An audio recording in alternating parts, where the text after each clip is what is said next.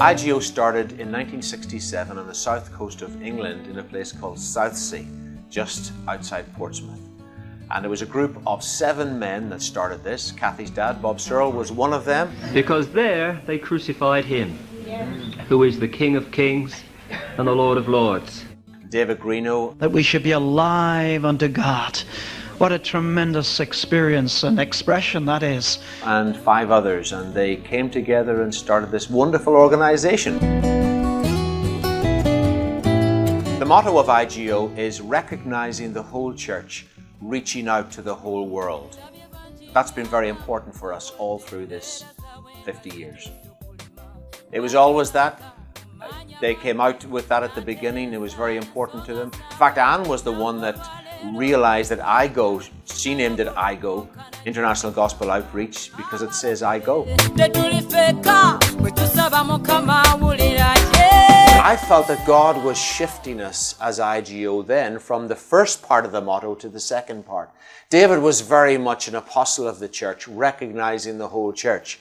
Whereas my ministry is much more traveling, and so I travel to many countries of the world, and I felt God was moving IGO towards reaching out to the whole world.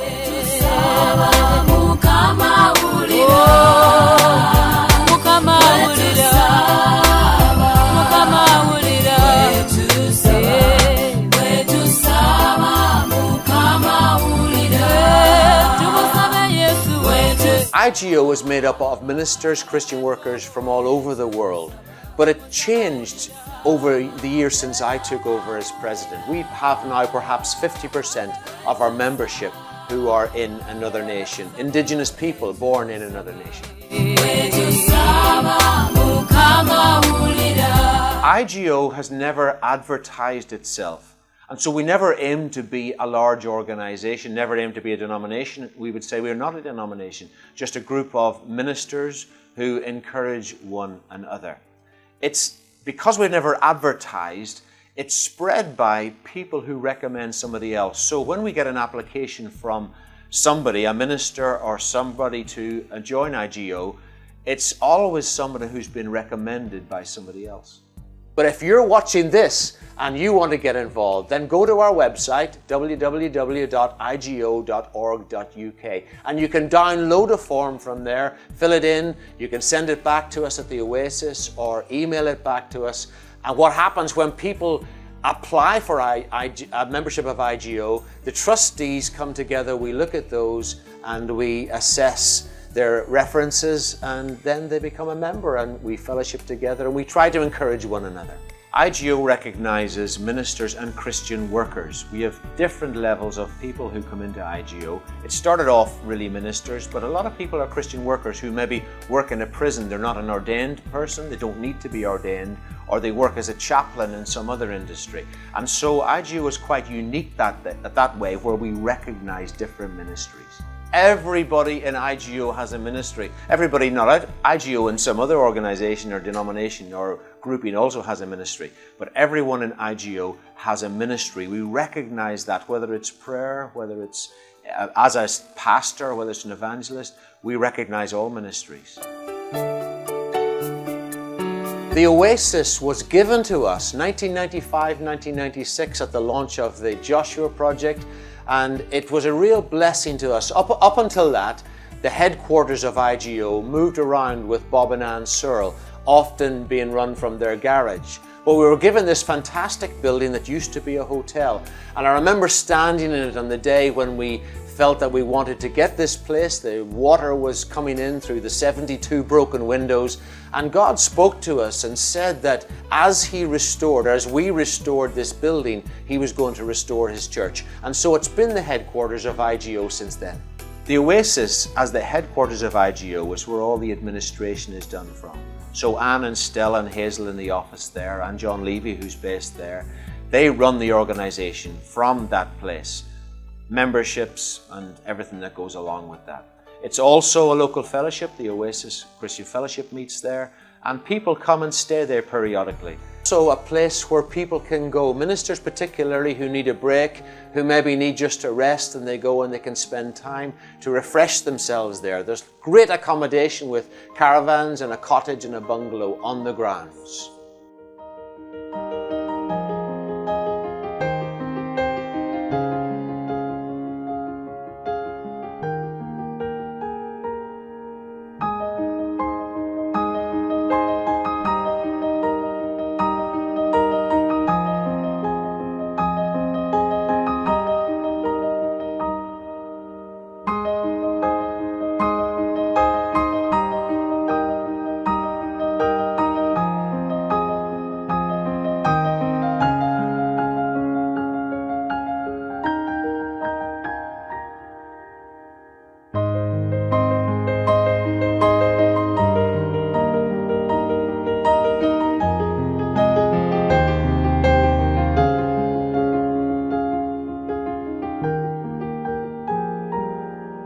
And of course, it's based in Penmanmawr, just outside Penmanmawr in Dugavulki, and it's facing the sea, and it's the most incredible view. You can almost see to Ireland from the Oasis Christian Centre. So what could be better than that? Our main conference each year is in September or October in Swanwick in the Hayes Christian Centre.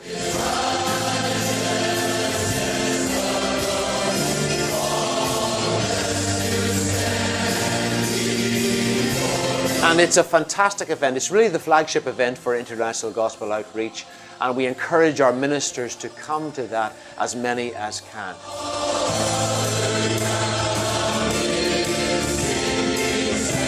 Every year we sometimes have an invited speaker, but not always. We involve our own people, and that's always a time when we meet with God.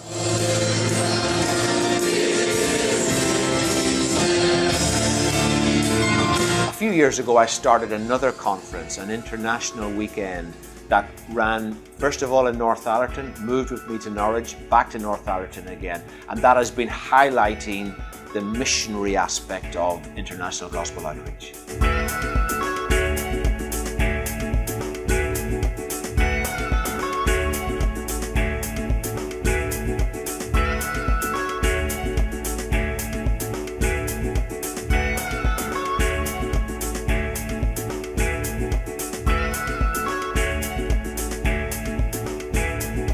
We have another conference in the UK every year that happens down in Cornwall in May or June at the half term. We have a special holiday conference, and that's run in Redruth in Cornwall. That's been a real blessing. It's much more a holiday conference, so we go out during the day, meetings then in the evening. That's been a real blessing over the last few years. That lasts for Tuesday till Friday, just a midweek conference.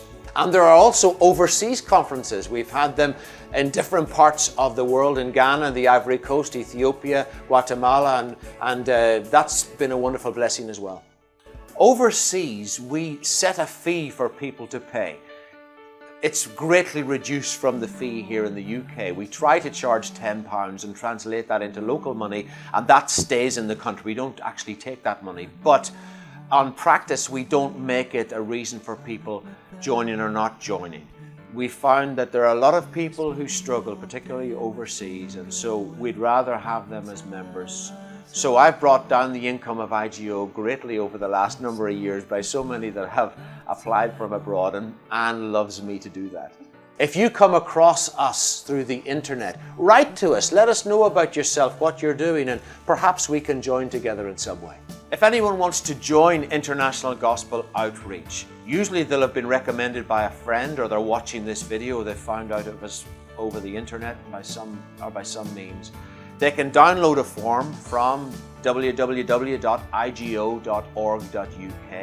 They can download the form there, fill it in, send it to the email address, or post it to the headquarters at the Oasis in North Wales. And we go through an application procedure where people, they need to apply as a minister or as a Christian worker and supply a reference, their testimony, and then as trustees we go through each of them and then make a recommendation for them to join. And we pray with them, usually at the conference in Swanwick. Occasionally for overseas people, we've gone to their church, and some people in the UK who maybe are joining us or becoming ordained through IGO, they prefer to have their own people there, and so we've gone, a couple of us as trustees, to their church and performed the ceremony of the ordination ceremony there in their church, and those times have been very special. Well, of course, this is our celebration of 50 years. So plans for the next 50 years. We don't actually have plans for the next 50 years because we might not be here. We've changed over the years. We have a Facebook page for IGO. We're doing more over the internet. And that's all things that will develop as time goes on. But we really feel that God is bringing some key people together at this moment of history, and that there's a wind about to blow. So I would say the mood through IGO at the moment, at this key time, 50 years looking ahead, is that something's about to happen. There's a move of God happening around the world, and He has brought some amazing people to us from different countries all around the globe. And so we really feel that God's going to do something really special over these next few years. So watch this space.